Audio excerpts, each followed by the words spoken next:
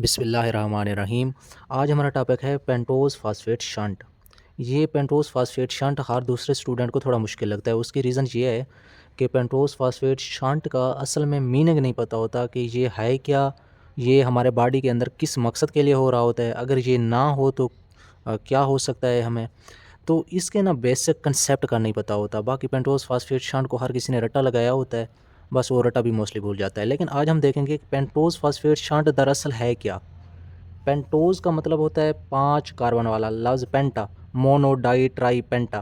पेंटा का मतलब होता है, या पेंटोज़ का मतलब होता है 5 कार्बन वाली शुगर। 5 कार्बन वाली शुगर। 5 कार्बन वाली शुगर कौन सी हो सकती है? राइबोज़ हो सकती है और राइबोलोज़ हो सकती है। आपको पता है राइबोज़ जो है इसके अंदर एल्डिहाइड ग्रुप होता है,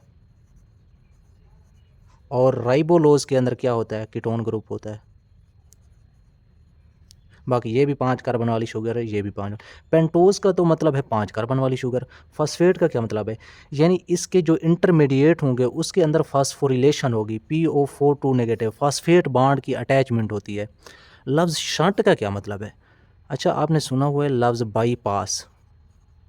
ये हार्ट की जो बाईपास सर्जरी होती है ना, उसमें लफ्ज़ बाज़ दफ़ा शंट भी इस्तेमाल करते हैं कि हमने मरीज़ को जो है बाईपास सर्जरी किया और उसका शंट लगाया है। शंट क्या होता है? शंट होता है मुतबादिल रास्ता। एक नाली बंद हो गई है, किसी और नाली का कनेक्शन हार्ट से लगा दिया, उससे बोलते हैं शंट। और उस तरह की सर्जरी हम बाईपास बोलते हैं। जिस तरह मैं आपको मिसाल दूँ कि रोड के जो हम मोस्टली टर्म इस्तेमाल करते हैं ना, रोड के ऊपर फ्लाईओवर अगर बना हुआ हो तो हम कहते हैं वो बाईपास है। क्या मतलब? यानी मुतबादिल रास्ता देता है, यानी गुज़र जाता है। शंट का मतलब है गुज़र जाना, मुतबादिल रास्ता देना। ठीक है?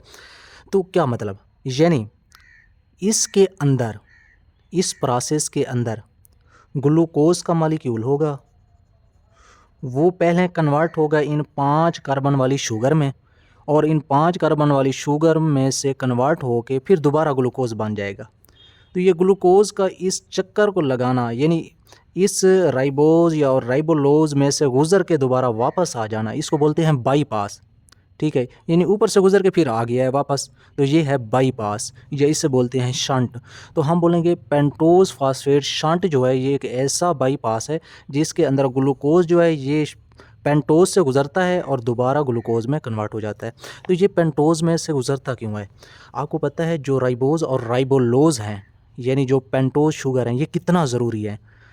आपके सेल के अंदर DNA है, RNA है, और आपको पता है DNA RNA कितना ज़रूरी है। DNA के अंदर भी न्यूक्लियोटाइड्स होते हैं, RNA के अंदर भी न्यूक्लियोटाइड होते हैं। DNA के न्यूक्लियोटाइड के अंदर जो शुगर होती है वो आपको पता है कौन सी होती है? डीऑक्सीराइबोज़। और RNA के अंदर कौन सी शुगर होती है? राइबोज़। तो ये राइबोज़ और डीऑक्सीराइबोज़ ये दोनों 5 कार्बन वाली शुगर हैं। तो इन 5 कार्बन वाली शुगर को इसी ग्लूकोज़ से हम बनाते हैं, और इसी ग्लूकोज़ से बना के फिर यही 5 कार्बन वाली शुगर जब बन जाती हैं तो ये DNA और RNA के न्यूक्लियोटाइड्स बनाती हैं। तो अब आपको पता चल जाना चाहिए कि पेंटोज़ फास्फेट शंट दरअसल किस मकसद के लिए होता है। यानी DNA और RNA की जब फॉर्मेशन हो रही होती है तो उस टाइम ये पाथवे अकर होता है। ठीक है? यानी सेल डिवीज़न के दौरान जब DNA तक़सीम हो रहा होता है या RNA तक़सीम हो रहा होता है, तो हर DNA और RNA की कॉपीज़ बन रही होती हैं डिवीज़न के दौरान, सेल डिवीज़न के दौरान। तो उस दौरान जब DNA और RNA बनाना है तो DNA और RNA के न्यूक्लियोटाइड बनाने हैं। तो न्यूक्लियोटाइड्स के अंदर जो राइबोज़ और डीऑक्सीराइबोज़ बनती हैं वो इसी ग्लूकोज़ से बनती हैं, और ये ग्लूकोज़ जो पाथवे अख्तियार करता है वो पेंटोज़ फास्फेट शंट कहलाता है। यानी जब ये डीऑक्सीराइबोज़ और राइबोज़ बनाता है तो जो एक्स्ट्रा डीऑक्सीराइबोज़ और राइबोज़ बनी खड़ी होती हैं वो दोबारा ग्लूकोज़ बना देती हैं, ज़ाय नहीं होती। तो ये जो पाथवे है ये 2 तरह का होता है। इसके जो रिएक्शंस हैं वो 2 तरह के होते हैं। इसके अंदर ऑक्सीडेटिव रिएक्शन होते हैं और नॉन ऑक्सीडेटिव। जो ऑक्सीडेटिव रिएक्शन है ये सारे के सारे इरिवर्सिबल हैं, इरिवर्सिबल हैं। ठीक है? और जो नॉन ऑक्सीडेटिव हैं ये सारे के सारे रिवर्सिबल हैं। जो ऑक्सीडेटिव हैं इसके अंदर ऑक्सीडेशन होती है, और ऑक्सीडेशन के नतीजे में NADPH बनते हैं और CO2 रिलीज़ होती है। और जो नॉन ऑक्सीडेटिव पाथवे हैं इसके अंदर इंटर कन्वर्जन होती है। इंटर कन्वर्जन क्या मतलब, यानी एक ग्लूकोज का इंटरमीडिएट इंटर कन्वर्ट हो जाएगा किसी दूसरे ग्लूकोज के मालिक्यूल में, यानी ग्लूकोज के इंटरमीडिएट जो हैं वो आपस में एक दूसरे के इंटर कन्वर्जन करते रहेंगे, बाकी कोई मेन प्रोडक्ट नहीं बनेगा। अच्छा, अब हम चलते हैं थोड़ा आगे।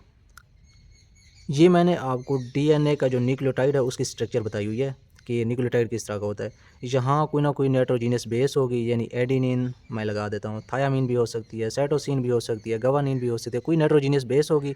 और ये आपको नज़र आ रही है, ये राइबोज शुगर है। राइबोज शुगर कितने कार्बन वाली है, कार्बन नंबर 1 2 कार्बन नंबर 3 ये 4 और कार्बन नंबर 5, 5 कार्बन वाली राइबोज शुगर है। और उसके साथ ये 3 फास्फेट ग्रुप हैं। तो ये एडिनिन, राइबोज और 3 फास्फेट ग्रुप मिल के एक न्यूक्लियोटाइड बनाते हैं, और इन्हीं न्यूक्लियोटाइड के कम्बिनेशन को मिला के डीएनए और आरएनए बनते हैं। यानी बहुत से न्यूक्लियोटाइड आपस में जुड़ते जाएंगे, ये एक न्यूक्लियोटाइड है। इस तरह के बहुत से न्यूक्लियोटाइड आपस में मिलकर डीएनए और आरएनए बनाएंगे। और इस एक न्यूक्लियोटाइड को बनाने के लिए जो शुगर इस्तेमाल होती है, डीऑक्सीराइबोज या राइबोज, वो इसी ग्लूकोज से बनती है, और वो जिस रास्ते से बनती है उस रास्ते को पेंटोज फास्फेट शंट बोलते हैं। अब हम देखते हैं वो कौन से रास्ते से बनती है। मसलन मेरे पास एक था सेल, एक सेल था, वो मुसलसल डिवाइड हो रहा है। जब वो सेल डिवीज़न कर रहा है तो उस सेल के अंदर जो न्यूक्लियस का डीएनए है वो भी डिवाइड कर रहा है, यानी एक डीएनए से उसकी 2 कापीज़ बन रही हैं। तो इनकी जब कापीज़ बन रही हैं तो आपको पता है डीएनए की कापीज़ के बनने के अमल के दौरान नए न्यूक्लियोटाइड बनते हैं, और नए न्यूक्लियोटाइड के दौरान राइबोज बन रही होती हैं जो न्यूक्लियोटाइड की फॉर्मेशन में इस्तेमाल होती हैं, ये राइबोज बन रही होती हैं। तो इन राइबोज को कहाँ से और कैसे बनाया जाता है। मसलन मेरे पास ये एक सेल के अंदर राइबोज बनने का अमल हो रहा है। ब्लड ग्लूकोज जो नॉर्मल रूटीन के अंदर जो नॉर्मल वैल्यू थी ब्लड ग्लूकोज की वो तकरीबन होती है 100 से 110 ब्लड ग्लूकोज लेवल था। ब्लड की कैपिलरीज से हमने जो है ब्लड के ग्लूकोज को हमने निकाला और सेल के अंदर ग्लूकोज डाल दिया। क्यों डाल दिया? क्योंकि सेल डिवाइड कर रहा था और हमने उस सेल के अंदर डीएनए की डिवीज़न करनी थी और राइबोज बनानी है, तो हमने ग्लूकोज ले लिए ताकि राइबोज बना सकें। जब ग्लूकोज ले लिए तो सबसे पहले ग्लूकोज को ग्लूकोज 6 फास्फेट में कन्वर्ट किया जाता है। वो आपको पता है कौन से एंजाइम इस्तेमाल होते हैं और कैसे होते हैं, वो सारा आपको ऑलरेडी पता है। अब ग्लूकोज 6 फास्फेट को कन्वर्ट किया जाता है 6 फास्फोग्लूकोनेट में। ये सबसे पहले आप डायग्राम देखें, ये ग्लूकोज 6 फास्फेट की मैंने डायग्राम बनाई हुई है। ये ग्लूकोज 6 फास्फेट है, यानी ये ग्लूकोज है, ठीक है, कार्बन नंबर 6 पे फास्फेट लगा हुआ है। ये है ग्लूकोज 6 फास्फेट। अब इस ग्लूकोज 6 फास्फेट को मैंने कन्वर्ट करना है 6 फास्फोग्लूकोनेट में। यहाँ पे एल्डिहाइड ग्रुप था, अगर कीटोन होता तो वो फ्रक्टोज होता, ये एल्डिहाइड ग्रुप है तो ये ग्लूकोज है। तो हमने इस एल्डिहाइड ग्रुप को कार्बोक्सिलिक एसिड ग्रुप में कन्वर्ट किया। कैसे कन्वर्ट किया? इस एल्डिहाइड ग्रुप का जो हाइड्रोजन था, इस एल्डिहाइड ग्रुप का हाइड्रोजन हमने इस्तेमाल कर लिया। कहाँ इस्तेमाल कर लिया? एक NAD पॉजिटिव की रिडक्शन करके NADPH बनाने के लिए।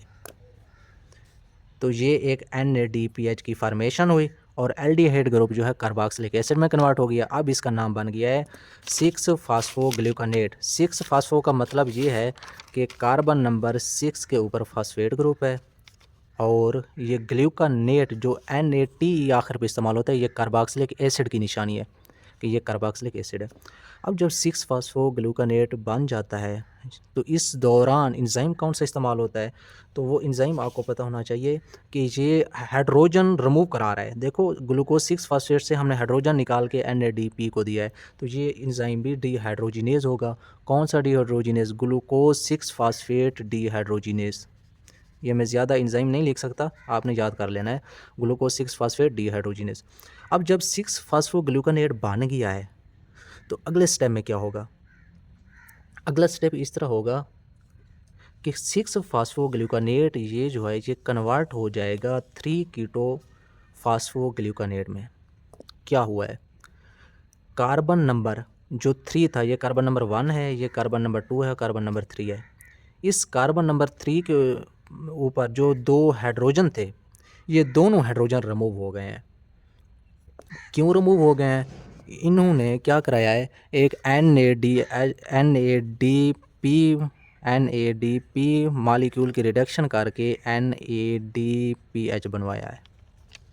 ठीक है, तो एक NADPH की फॉर्मेशन जो हुई है, ये जो NADPH के अंदर हाइड्रोजन आया है वो ये वाले हाइड्रोजन है। ये दोनों हाइड्रोजन जब रिमूव हो गए हैं तो इस कार्बन नंबर 3 के ऊपर जो है कीटोन ग्रुप बन गया है और वो कार्बोक्सिलिक एसिड का कार्बोक्सिलिक एसिड सेम रहा है। ठीक है, तो आप इसे बोलेंगे कार्बन नंबर 1 2 3। कार्बन नंबर 3 के ऊपर कीटो ग्रुप है तो इसको बोलेंगे 3 कीटो या 3 कीटोन। 6 फास्फो, कार्बन नंबर 6 के ऊपर फास्फेट ग्रुप है और ये ग्लूकानेट है। नेट इसलिए है आखिर पे, AT इसलिए है क्योंकि ये कार्बोक्सिलिक एसिड है। अच्छा, जब 3 कीटो 6 फास्फो ग्लूकानेट बन जाता है तो उसके बाद अगला स्टेप क्या होता है? इसका पहले इस स्टेप का ना आपको एंजाइम का पता होना चाहिए। बिल्कुल इजी है, वही एंजाइम है क्योंकि हाइड्रोजन निकाल रहा है। जहाँ भी हाइड्रोजन निकल रही थी तो डीहाइड्रोजिनेज था, यहाँ भी हाइड्रोजन निकल रही है इंटरमीडिएट से तो फिर भी डीहाइड्रोजिनेज होगा। ठीक है, लेकिन वहाँ ग्लूकोज 6 फास्फेट डीहाइड्रोजिनेज था तो यहाँ कौन सा होगा? 6 फास्फोग्लूकानेट डीहाइड्रोजिनेज। उसके बाद जब 3 कीटो 6 फास्फोग्लूकानेट जो है ये जब कन्वर्ट होता है मज़ीद आगे तो ये बनाता है रेबोलोज 5 फास्फेट। यानी इसका जो कार्बोक्सिलिक ग्रुप था ये रिमूव हो जाता है। कार्बोक्सिलिक ग्रुप किसकी शक्ल में रिमूव होता है? COO, तो ये CO2 की शक्ल में रिमूव हो जाता है। जब ये CO2 की शक्ल में रिमूव हो जाता है तो ये 6 कार्बन वाला जो इंटरमीडिएट था ये अब 5 कार्बन वाला इंटरमीडिएट बन जाता है। और 5 कार्बन वाला इंटरमीडिएट कौन सा है? राइबोलोज 5 फास्फेट। यानी कार्बन नंबर 5 पे फास्फेट ग्रुप है और ये राइबोलोज है।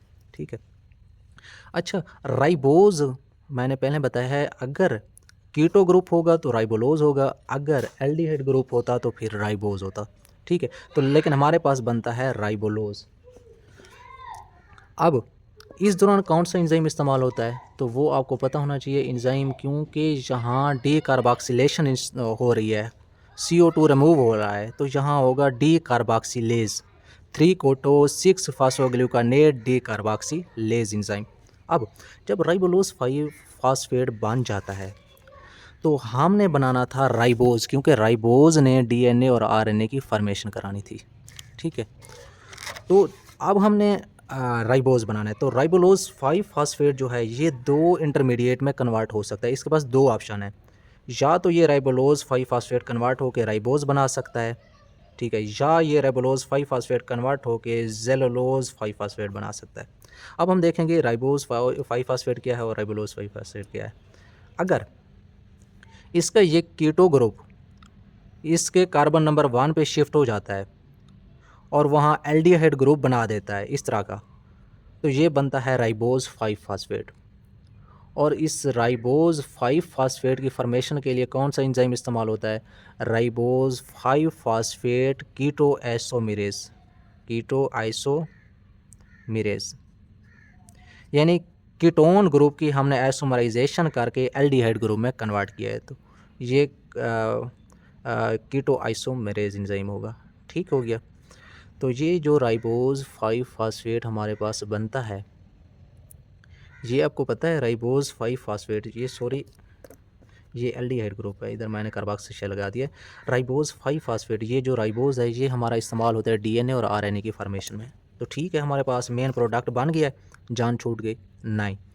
राइबोज 5 फास्फेट तब DNA और RNA की फॉर्मेशन कराएगा जब DNA और RNA बन रहे होंगे, यानी सेल डिवीज़न हो रही होगी। अगर सेल डिवीज़न नहीं हो रही तो ये राइबोज 5 फास्फेट बनाने की बजाय ये राइबोलोज 5 फास्फेट जेलुलोज 5 फास्फेट बनाना शुरू कर देता है। जेलुलोज 5 फास्फेट क्या है? जेलुलोज 5 फास्फेट दरअसल राइबोलोज 5 फास्फेट ही है। सिर्फ ये जो कार्बन नंबर 3 है ना, इस पे OH ग्रुप इस साइड पे था तो यहाँ कार्बन नंबर 3 पे OH ग्रुप जो है वो लेफ़्ट साइड पे आ जाता है, बाकी सारा का सारा वही सेम है। तो ये कार्बन नंबर 3 के ऊपर क्या हुआ है? एपीमर्स बने हैं, क्योंकि सिर्फ अगर एक कार्बन पे ऊपर जो है OH ग्रुप जो है वो मुख्तलिफ साइड पे हों तो इनको एपीमर बोलते हैं। तो ये कौन सा एंजाइम होगा? 3 एपीमेरेज। VRAC3 एपीमरेज, और दोनों ये एक दूसरे के एपीमर्स हैं। तो सबसे पहले तो आप ये देखें कि राइबोलोज 5 फास्फेट से राइबोज 5 फास्फेट बना तो ये DNA और RNA की फॉर्मेशन कराएगा। अगर राइबोलोज 5 फास्फेट से जेलुलोज 5 फास्फेट बन गया है तो अब क्या होगा, अब यही पाथवे क्या करेगा, दोबारा ग्लूकोज बना देगा, यही पाथवे दोबारा पीछे चल के ग्लूकोज बना देगा, इसलिए तो इसे बाईपास बोलते हैं। यानी आया राइबोज बनाई और दोबारा ग्लूकोज बना दिया, यानी आके दोबारा वापस चले जाना, इसको बोलते हैं बाईपास या शंट पाथवे। ठीक है, तो अब ये वापस कैसे जाता है, जब वापस जाने लगता है तो ये राइबोज और जेलुलोज आपस में मिलते हैं। ठीक है, ये राइबोज और जेलुलोज आपस में मिलते हैं। ठीक है, और ये राइबोज और जेलुलोज जब आपस में मिलते हैं तो ये दो कंपाउंड में कन्वर्ट हो जाते हैं, एक ग्लिसरॉल्डिहाइड 3 फास्फेट में और दूसरा सीडोहेप्टोलेसिस में। किस तरह ये कन्वर्जन किस तरह हुई है ये आपने समझना है। ये देखें, राइबोज 5 फास्फेट भी 5 कार्बन वाला था, जेलुलोज 5 फास्फेट भी 5 कार्बन वाला था। ठीक हो गया, तो ये दोनों 10 कार्बन वाला इंटरमीडिएट बनाया। वो इंटरमीडिएट हाईली अनस्टेबल था, वो 10 कार्बन वाला हाईली इनस्टेबल इंटरमीडिएट टूट जाता है 3 कार्बन वाले में और 7 कार्बन वाले में। 7 और 3 10, वही 10 के 10 कार्बन है। तो 7 कार्बन वाला जो बनता है वो सीडोहेप्टोलेज 7 फास्फेट बनता है और 3 कार्बन वाला जो ग्लिसरॉल्डिहाइड 3 फास्फेट बनता है। ठीक है, अब यहाँ एंजाइम कौन सा इस्तेमाल हुआ है। ठीक है, मेन एंजाइम यहाँ कौन सा इस्तेमाल हुआ है, तो हम देखेंगे जो एंजाइम हुआ है वो है ट्रांसकीटोलेसिस। ठीक है, ये एंजाइम बहुत अहम है, ट्रांसकीटोलेस।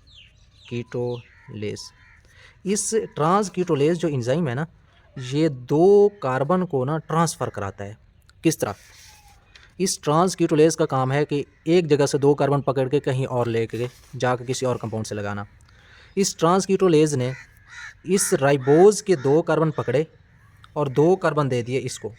इसके पहले 5 कार्बन थे और 2 कार्बन ये जो ट्रांसकीटोलेज ने दिए, इसके 7 कार्बन हो गए और ये बन गया सीडोहेप्टोलेज। जब इसके 2 कार्बन निकल गए तो राइबोज बन गया पीछे ग्लिसरॉल्डिहाइड 3 फास्फेट। तो ये ग्लिसरॉल्डिहाइड 3 फास्फेट और 7 हेप्टोलेज बन गए। ठीक है, अब आगे क्या होगा, ये ग्लिसरॉल्डिहाइड 3 फास्फेट और सीडोहेप्टोलेज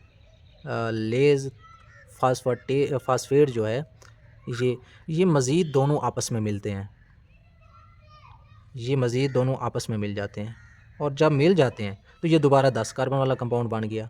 अब क्या होगा, अब आपने ये देखना है कि ये जो और 4 कार्बन में, तो ये 6 और 4 कौन कितने हो गए, 10 पूरे हो गए।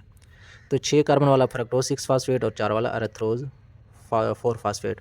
अब आपने ये देखना है कि इस रिएक्शन के दौरान इस सीडोहेप्टोलेज से एक कार्बन जो है वो निकल के, एक कार्बन निकल के इसके पास आया, ग्लिसरॉल्डिहाइड के पास आया है और ग्लिसरॉल्डिहाइड जो है वो एरेथ्रोज में कन्वर्ट हो गया है और इससे जब एक कार्बन निकला है तो ये 6 कार्बन वाला बच गया है। तो ये एक कार्बन की कन्वर्जन किसने की, अगर पीछे हुई है 2 कार्बन की ट्रांसफ़र तो वो 2 कार्बन की ट्रांसफ़र कराता है ट्रांसकीटोलेज। लेकिन जो एक कार्बन की ट्रांसफ़र करा रहा है एक कार्बन को, वो ट्रांसकीटोलेज नहीं होगा, वो ट्रांसएल्डोलेज है, ट्रांसएल्डोलेज। ठीक है, अब अगला स्टेप क्या है, ये फ्रक्टोज 6 फास्फेट आपको पता है ये कन्वर्ट होकर क्या बनाएगा, ग्लूकोज। बात ही ख़त्म। अब अरेथ्रोज ये आगे मज़ीद कन्वर्ट होगा। ये आपको पता है अरेथ्रोज जो 4 फास्फेट है ये मज़ीद जो है ये जेलुलोज 5 फास्फेट के साथ मिल सकता है। ये जो जेलुलोज 5 फास्फेट है यही जो है ये दोबारा जेलुलोज 5 फास्फेट ये इस अरेथ्रोज के साथ मिल जाता है और जब ये जेलुलोज यहाँ इधर से आया जेलुलोज कितने कार्बन वाला है, 5 कार्बन वाला, और इधर से अरेथ्रोज 4 फास्फेट आया। अरेथ्रोज 4 फास्फेट कितने कार्बन वाला है, 4 कार्बन वाला, और दरमियान में इंटरमीडिएट कितने कार्बन वाला बना, 5 और 4 9 कार्बन वाला। जब ये 9 कार्बन वाला इंटरमीडिएट टूटता है तो ये 6 कार्बन वाला बनाता है। ठीक है, और साथ में 3 कार्बन वाला बनाता है। तो ये 6 और 3 9 कार्बन वाले हो गए, ठीक है। लेकिन इस दौरान कन्वर्जन कौन सा एंजाइम कराता है आपको पता है? ये 4 कार्बन और 5 कार्बन वाले के दौरान कितने कार्बन की ट्रांसफ़र हुई है? ये 4 कार्बन वाले अर्थरोज से 1 कार्बन ट्रांसफ़र हुआ है इस सेलुलोज़ की तरफ और ये फ्रक्टोज 6 फास्फेट में कन्वर्ट हुआ है। और जब इससे 1 कार्बन निकला है तो ये पीछे 3 कार्बन बच गए हैं। तो 1 कार्बन की ट्रांसफ़र कौन सा एंजाइम करा रहा था? ट्रांस एल्डोलेज एंजाइम, ठीक है। लेकिन मेन चीज़ जो है ये फ्रक्टोज 6 फास्फेट जो है ये ग्लूकोज में कन्वर्ट हो जाएगा और ग्लिसरॉल्डिहाइड 3 फास्फेट जो है इसके साथ एक और G3P मिलेगा। G3P और G3P आपस में मिल के दोबारा ग्लूकोज बना देंगे। तो इस रिएक्शन के दौरान आपने कहाँ से कहानी शुरू की थी? आपने कहानी शुरू की थी कि आपने ग्लूकोज से, ब्लड ग्लूकोज से आपने बनाया था राइबोज 5 फास्फेट। क्यों बनाया? क्योंकि DNA और RNA की फॉर्मेशन करानी है। जब DNA और RNA की फॉर्मेशन हो गई तो बाकी बचा खुचा जो इंटरमीडिएट है उन्होंने दोबारा मिल के क्या बना दिया? ग्लूकोज। तो ग्लूकोज से राइबोज 5 फास्फेट बना और दोबारा ग्लूकोज बन गया। तो इसको बोलते हैं बाईपास, यानी राइबोज से होता हुआ दोबारा ग्लूकोज के पास आ गया, तो ये बाईपास पाथवे है। तो ये ग्लूकोज बल्कि राइबोज शंट पाथवे कहलाता है, ठीक है, या इसका नाम है पेंटोज फास्फेट शंट। बाज़ दफ़ा इसको PPP भी बोलते हैं, पेंटोज फास्फेट पाथवे PPP, ठीक है। तो ये इतने तक है। लेकिन इसमें जो मैंने मेन पॉइंट बताना जो भूल गया हूँ आपको, वो ये है कि इसमें से रेट लिमिटिंग स्टेप कौन सा ऐसा स्टेप है जिसको रोका जा सकता है? वो सिर्फ यही स्टेप है, यानी ग्लूकोज 6 फास्फेट का ग्लूकोज 6 फास्फोग्लूकोनेट में कन्वर्ट होना। इसको यहाँ पे रोका जा सकता है, यानी ये जो डीहाइड्रोजिनेज एंजाइम है ग्लूकोज 6 फास्फेट डीहाइड्रोजिनेज एंजाइम, इसको रोका जा सकता है। कैसे रोका जा सकता है? ये जो NADPH बन रहा है, NADPH ये जो बन रहा है, इसका लेवल जब बहुत ज़्यादा बन जाता है तो ये NADPH जो है ये इस डीहाइड्रोजिनेज एंजाइम के ऊपर नेगेटिव इफेक्ट डालता है। ये एक्ट एज इनहिबिटर काम करता है, कम्पिटिटिव इनहिबिटर। यानी ये NADPH का जब लेवल हाई होगा तो ये इस डीहाइड्रोजिनेज को कहेगा कि मैं आपके साथ जुड़ जाता हूँ, आप ग्लूकोज 6 फास्फेट के साथ जुड़ के उसको कन्वर्ट ना कराओ। ये मुखालफत करता है ग्लूकोज 6 फास्फेट की। तो NADPH का लेवल जब हाई होगा तो ये रिएक्शन नहीं होने देगा, इसको रोक लेगा। जब NADPH का लेवल लो होगा तो तब इस रिएक्शन को होने देगा। अब हमने ये कहा था कि इसके 2 पार्ट हैं, एक है ऑक्सीडेटिव, एक है नॉन ऑक्सीडेटिव। जो ऑक्सीडेटिव था वो इरिवर्सिबल था। तो ये जो पाथवे जो चला है ये कहाँ तक ऑक्सीडेटिव है? तो ये राइबोलोज 5 फास्फेट बनने तक ये सारा का सारा ऑक्सीडेटिव है और इरिवर्सिबल है। लेकिन जब राइबोलोज 5 फास्फेट से आगे चलता है तो आगे सारा का सारा ये रिवर्सिबल भी है और नॉन ऑक्सीडेटिव भी है, ठीक है। राइबोलोज 5 फास्फेट से पहले वाले को हम इरिवर्सिबल या ऑक्सीडेटिव क्यों बोलते हैं? क्योंकि इसके अंदर ऑक्सीडेशन होके NADPH बनता है। अच्छा, ये NADPH क्या काम करता है? ये NADPH बहुत ही अहम है। NADPH ये ग्लूकोज शंट पाथवे के दौरान जो NADPH बनता है, पता है ये क्या काम करता है? ये आपके fatty acid, free fatty acid की सिंथेसिस करवाता है। उसके साथ ये स्टेरॉइड हार्मोन की प्रोडक्शन कराता है, ठीक है। उसके साथ ये कोलेस्ट्रॉल मेटाबॉलिज्म के अंदर काम आता है, मेटाबॉलिज्म, ठीक है। यहाँ तक हमने ये पढ़ लिया कि ऑक्सीडेटिव पाथवे के दौरान जो NADPH होता है वो कौन से काम करता है, और ऑक्सीडेटिव पाथवे के बाद जो नॉन ऑक्सीडेटिव पाथवे है जो दोबारा इन इंटरमीडिएट को ग्लूकोज तक ले जाता है, बाईपास करवाता है, शंट करवाता है, वो नॉन ऑक्सीडेटिव पाथवे और रिवर्सिबल पाथवे कौन सा है। तो यहाँ तक हमारा टॉपिक कंप्लीट हो गया है।